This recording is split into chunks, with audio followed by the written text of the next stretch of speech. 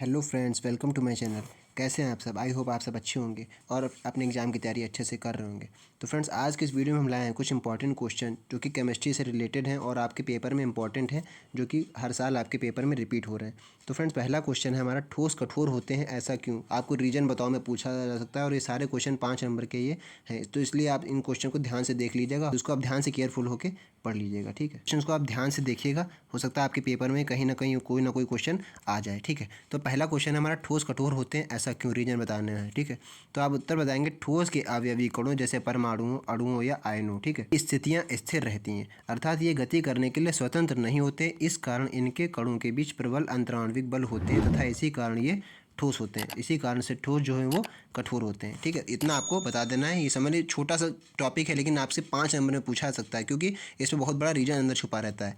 इसलिए बड़े बड़े क्वेश्चन लॉन्ग में भी पूछे जाते हैं और लघु में भी पूछे जा सकते हैं।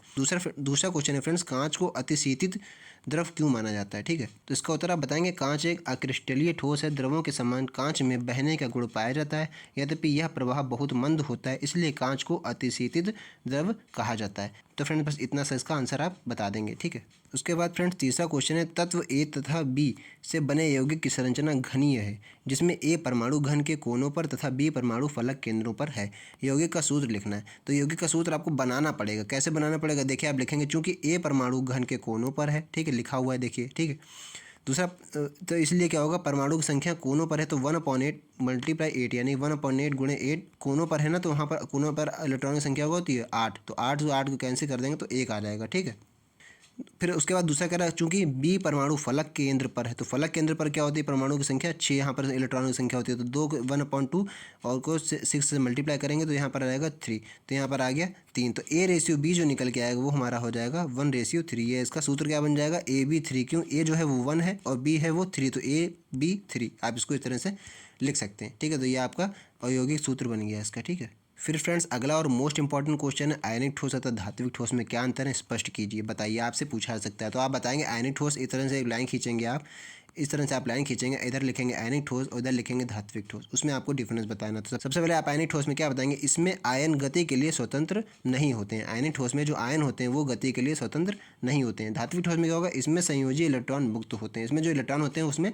फ्री रहते हैं, इसमें मुक्त नहीं होते हैं। सेकंड पॉइंट आप बताएंगे, ये केवल जलीय अवस्था में चालन का कार्य करते हैं। जब ये लिक्विड फॉर्म में रहेंगे तभी ये चालन का कार्य करते हैं। इसमें आप बताएंगे, ये ठोस अवस्था में भी चालन का कार्य करते हैं। ये लिक्विड में तो करते ही करते हैं और ये साथ में ठोस अवस्था में भी चालन का कार्य करते हैं। ठीक है, तो ये इंपॉर्टेंट टॉपिक है सारे, आप इसको देख लीजिए।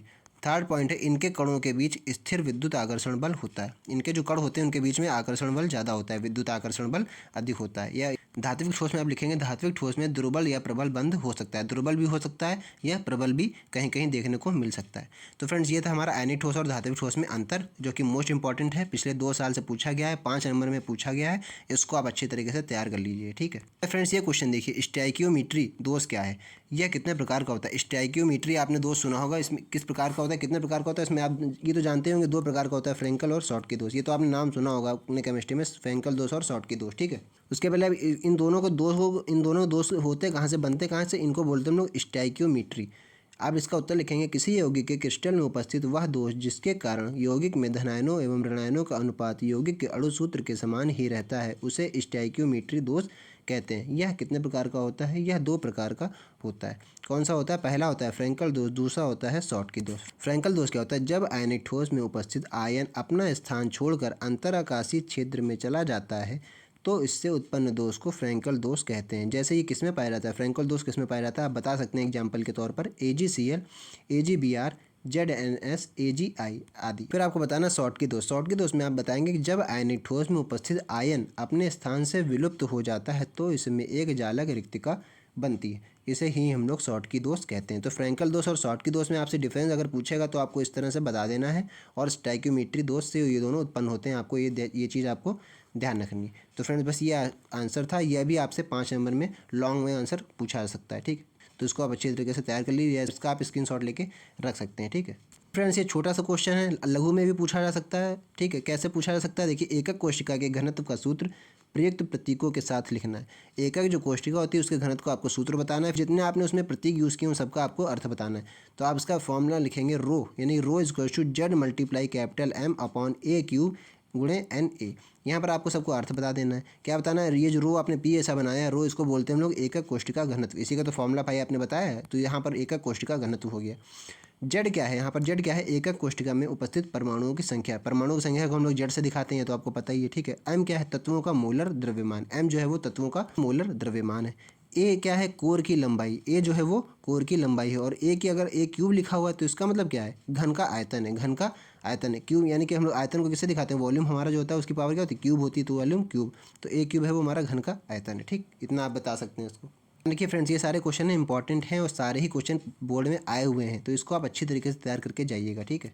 फ्रेंड्स, ये क्वेश्चन आता है, देखिए ये क्वेश्चन भी बहुत इंपॉर्टेंट है। क्रिस्टल जालक तथा इकाई सेल की परिभाषा लिखिए। ये भी आपको पढ़ के जाना है, समझ लिए, ठीक है। लघु में पूछा जा सकता है, ठीक है। तो ये क्वेश्चन लघु में आपसे जरूर पूछा जा सकता है कि क्रिस्टल जालक या इकाई सेल की परिभाषा आपको बतानी है। तो क्रिस्टल जालक क्या होता है, लिखेंगे आप, क्रिस्टलीय ठोस में अवयवी कण एक त्रिविमीय यानी 3D है ना, त्रिविमीय यानी 3D में नियमित व निश्चित व्यवस्था में होते हैं। अवयवी कण की इस त्रिविमीय व्यवस्था को ही हम लोग क्रिस्टल जालक कहते हैं, यानी 3D व्यवस्था जो होती है उसको ही हम लोग क्रिस्टल जालक कहते हैं, ठीक है।